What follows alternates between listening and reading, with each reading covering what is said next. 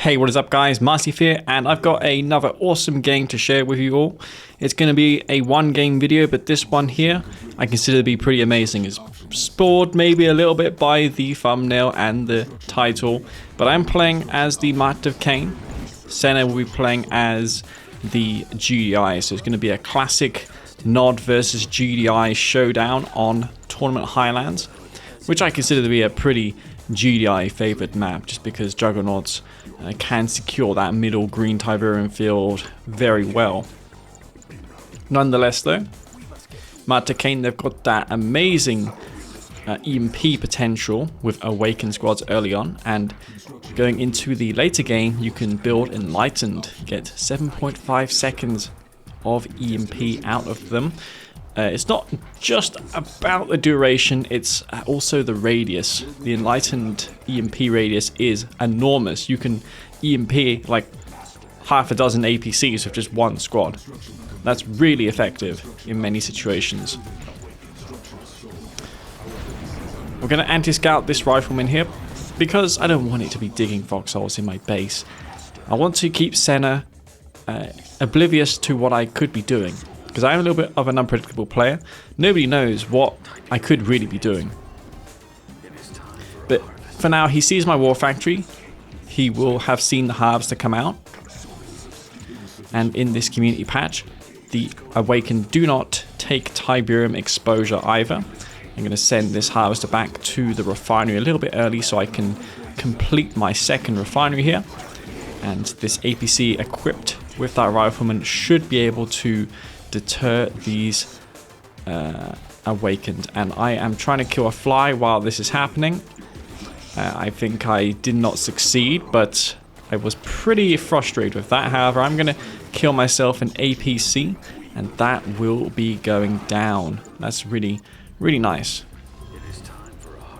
4-2 for me now. And Senna's going to be forced to build yet another APC. He cannot expand across that Tiberian field easily without respecting these Awakened squads. Now, I did use one of the EMPs, but yeah, he's going to have to build an APC, which he does do here, and that will allow him to traverse that tier field and expand. This is going to put me a little bit ahead, but the investment early on the Awakened was quite a bit. Of course, it is $500 per squad, and you're advised to build them from the Hand of Nod because you get the full squad from doing so.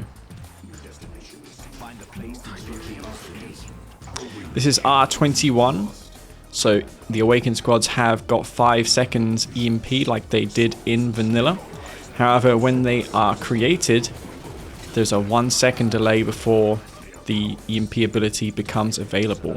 So if you sell off a structure or build an Awakened squad from Hand of Nod, you can't use the EMP ability for 1 second. It becomes red, and then it will go into a white decal, and then you can use it. Raider buggy spam for me because it's a really versatile unit against Hammerheads, against APCs, but generally it is to counter Hammerheads, which he's probably going to be building. I know Senna is someone who likes to build them, and it's a strong unit, guys, especially versus Might of Kane. You have to expect them because of the Enlightened squads. The GGI know that they are vulnerable to Enlightened if those Hammerheads aren't out in force. A little bit of harassment here from Senna, going to go in for my harvester, but the EMP will slow down and lock these units in place for me to destroy them. Speaking of slow down, I'm going to build some Tib troopers here. Not to slow down his forces, but to clear out the garrison next to his Tib spike. I want to capture those spikes.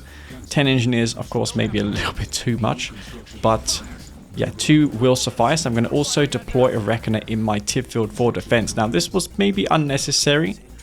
I think this is more of a knob mirror strategy that I'm doing here. If in a knob mirror, putting a Reckoner with 2 rockets in your expansion is probably a game-winning move against buggy spam. But against GDI, they're less likely to spam tier 1 against you. They're probably going to go for 2 MCVs with a Juggernaut Marv transition. So I've got these tip troopers, and I've got the Reckoner as well with the double rocket. I'm going to deploy this in the blue Tiberium field just so he does not harvest my Tiberium. That tip trooper there inside of the garrison, just delaying this force of units. I got some raider buggies here as well, but I'm hoping to capture this tip spike. But sadly for me, this Hammerhead rocked up just at the right time, and those saboteurs do go down, unfortunately.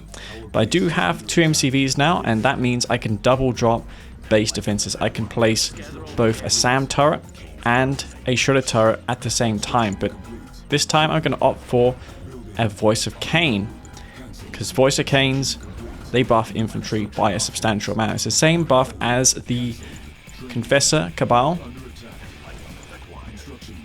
but it's available for all NOD factions with the Voice of Kane. This is not something that has been added through a mod. It has always been this way. No one uses it. I don't know why. It's really effective. It buffs rate of fire by 50% and decreases incoming damage by 25%. So that's a significant buff, and really it's a mistake not to do this if you are in a defensive posture like this against these forces. Now that's a lot of Hammerheads, but with my quad turret SAMs, I should be able to make him pay substantially for those Enlightened. I pull them back, hoping the Hammerheads all clump up together for me to take them out. EMP gets thrown there, and these Enlightened are now going to start picking off these tanks. There are not a lot of APCs, but there are a lot of Hammerheads out. I've got stealth tanks, which are going to be helpful against those Hammerheads, and this game is going to heat up relatively soon. It has been so far pretty action-packed, if I do say so. And I specifically cherry-picked this game to showcase because I found it to be pretty crazy, and you guys are going to soon see why. Orca Strike does get summoned in, hoping to get my Enlightened squads, but I did micro them away. My stealth tanks are really just hoping to kill anything at this point, a Harvester or Hammerheads. Hammerheads are good to target because they don't sustain much stealth tank damage. They can get sniped pretty quickly, whereas a Harvester, I have to unload a few more rockets onto them, which, you know, leaves my stealth tanks exposed versus the pitballs. Marv moving across this field. I'm going to stealth these Enlightened by putting the disruption tower down. $500, by the way, for Matt Kane building these disruption towers. Now, these Enlightened will only reveal themselves if they are firing, because they are under that stealth tower. No supercharged particle beam upgrade just yet from my Enlightened squads, but with that Voice of Kane statue, that's going to provide me with the DPS I need against those the Marv. Hammerheads moving in, but I double drop 2 SAM turrets, which are going to quickly dispatch those Hammerheads, and the Marv is getting dangerously low on health. I'm trading quite a lot of Enlightened squads for that Marv, but the Marv finally does go down, and I'm going to retreat to the safety of my disruption tower. There are no pitballs there, so Senna does not know what I have in this base. He knows I got a lot of SAM turrets. I now need to start placing down Shredder turrets so I can thin out the infantry forces that he may have and just provide a bit of cannon fodder, because my Enlightened squads, they don't have a lot of health relative to those base defenses, and if I make him attack those instead of the Enlightened, I can get more value. I see a couple of sniper teams, which prompted me to build an air tower here. And I see the writing on the wall. This MCV, it's so far undetected because there are no stealth detection there, but I'm going to move it out of the way because I do suspect that it will go down relatively quickly. This disruption tower keeping that MCV alive. I'm going to move it back a little bit. You can see some blue smoke on that Harvester, which denotes that it has been taking blue Tiberium. That is a sign to tell you that your Harvester is at the blue tib, and you should probably assign it to take green Tiberium. A lot of Juggernauts out on this map right now. Senna has secured the middle of this map. I'm going to start targeting down these Jugs one by one. Juggernauts there, very hard to take out because once you destroy them, they leave a husk. And these Venoms I did take out the sniper teams with, so he no longer has those. I do have a voice of Kane queued, and Senna's moving in. Really, what I should have done at this point was queued a bunch of beam cannons and obelisk, and just charged the obelisk up, which would allow that obelisk to shoot units such as APCs and pitballs from afar. Maybe put it where my aim CV is right now, equip it with a couple beam cannons, and just camp that area. It would give my Enlightened the opportunity to pull back to a safe location. But speaking of Enlightened, I've got a heroic Enlightened that has just done so much damage. And these EMPs are getting thrown down left, right, and center. A second heroic Enlightened squad, which is insane. So this is truly Kane's personal Cyborg Legion in action here. I got a refinery, so technically I am expanded on the middle Tiberium field, but I don't think that will last long. A shockwave artillery does come down on that refinery, will go down promptly. He's going to deny my eco. Disruption tower as well probably needs to be built so I can stealth these units here. And Senna does delay my economic recovery. He's not going to let me take this Tiberium field, and he sees I've got 2 heroic Enlightened, so he really needs to prevent me from getting like Spectres out, for instance. I'm starting to build Spectres, and if I have time to build 3 or 4 of them with those Enlightened squads to support, Senna will have huge problems against that. And Hammerheads are no longer really a threat to me anymore, because I still retain the 2 MCVs. I can put down those SAM turrets, but my economy is looking really bad. Don't want to sell my tier 3 because I want to build those Spectres. So yeah, this fight is going to happen right now. Those 2 heroic Enlightened are going to go into this fight, and that voice of Kane is just going to buff these units immensely. And look how fast those APCs are falling to those Enlightened squads. Not one singular Enlightened member has fallen to these APCs.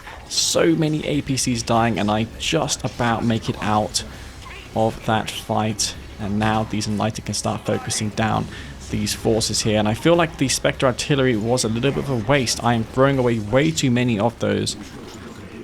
In hindsight, looking back at this, I think the charged obelisk of light, where my MCV is now, would have been a far better choice than those Spectre artilleries.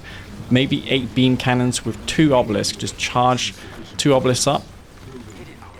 And if the Juggernauts approached to my obelisk, I can just send the Enlightened forward and EMP them and kill them. Maybe drawing the APCs into those charged up obelisks, which can gain so much range per beam cannon attached. So yeah, look at these Enlightened go. 2-shotting Juggernauts, absolutely insane. I managed to snipe 3 of the Juggernauts right away. That MCV is primed for going down. I maybe should have committed and used the EMP on it, but yeah, this Harvester of Senna will be going down here. Harvester does fall, and I just need a bit of time here to get down my Spectres, and I've only got 1 Spectre, and I just don't feel like Spectres are working out for me because he's pretty relentless with his push. He's got so much eco, but I'm holding on with these Enlightened squads. Enlightened starting to take damage from those Juggernauts from afar, but they have so much resistance to cannon damage, and all but 2 or 3 of those APCs fall, but Senna's forces are continuing to roll in. Shredder turrets with quad turret upgrade being deployed. I'm trying to thin this force out, but he's just getting more and more units. I feel like I had to capitalize when I had those Enlightened on his tip field. And these Enlightened are still going, taking out those APCs. Watchtowers are quite a problem for me. I can build a disruption tower here, which will cloak my Enlightened. Unfortunately for me, one of my Enlightened squads does go down. And yeah, the Juggernauts are pressing forward. This heroic Enlightened is doing what it can. And I don't want to give up here because I've got a heroic Enlightened, and this can tank so much damage. I throw down the EMP, and I can kill these APCs if I stop to target them, but I'm going to go near this war factory, which, by the way, one day may repair cyborgs. Would like to know your thoughts about that in the comment section. How would you guys like to see cyborgs have a slow repair near the war factory. Slow, as in it takes a long time to repair them there, but it still makes it a feature for the Mark to Kane faction. Technically it's possible, I found a way to do it. I'm bringing in some green Tiberium in the midst of all this chaos and devastation. The voice of Kane does get sold off there. And I've got Venoms. I'm hoping, well, maybe the last ditched effort with Venoms would work, but he's still continuing to spam APCs. I thought maybe he would go into Hammerheads instead, and the Venoms would pay off, but unfortunately not the case. And yeah, I sadly am going to lose this game. I'm going to call the GG, and that is going to be it. And I thought that was a pretty crazy game on Tournament Highlands. Despite me losing that game, looking back on it, I actually learned a couple of things. As mentioned in that game, I thought, what if I had built 2 obelisks and charged them up with 4 beam cannons each instead of building specters? Placed them near the MCV I had, and maybe had built a couple vertigos. So vertigos with 2 charged obelisks and those enlightened squads with the SAM turrets. That could be a major breakthrough for Mark to Kane on that specific map. Anyways guys, thank you very much for watching this video. If you enjoyed it, and don't forget to like button, I really do appreciate that. And this is me, Master Leaf. Peace out.